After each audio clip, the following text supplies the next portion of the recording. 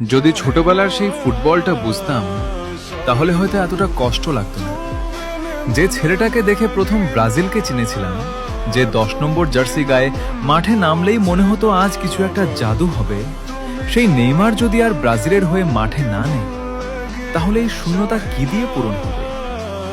হয়তো সামনে ব্রাজিলে আরো অনেক বড় বড় ফুটবলার আসবে, নতুন নতুন তারকা জন্ম নেবে, কিন্তু সত্যিটা হলো সবাই নিজের ভালোবাসার দলটাকে কোনো না কোনো একজন খেলোয়াড়কে দেখেই ভালোবেসে ফেলে। আমার জন্য সেই মানুষটা ছিল নেইমার জুনিয়র। ব্রাজিলের খেলা মানেই ছিল 10 নম্বর জার্সির অপেক্ষা। বল পায়ে তার দৌড়, ড্রিবল, হাসি, কান্না, এসবই ছিল আমাদের ফুটবল দেখার সবচেয়ে বড় কারণ। যদি সত্যিই আর কোনোদিন ব্রাজিলের জার্সিতে নেইমারকে মাঠে না দেখা যায় তাহলে হয়তো ব্রাজিলকে ভালোবাসা কখনো শেষ হবে না, কিন্তু আগের মতো আর প্রতিটা ম্যাচ দেখার সেই অনুভূতিটাও থাকবে না। কারণ কিছু খেলোয়াড় শুধু ম্যাচ খেলেন না, তারা কোটি মানুষের শৈশব, স্মৃতি আর আবেগ হয়ে বেঁচে থাকে।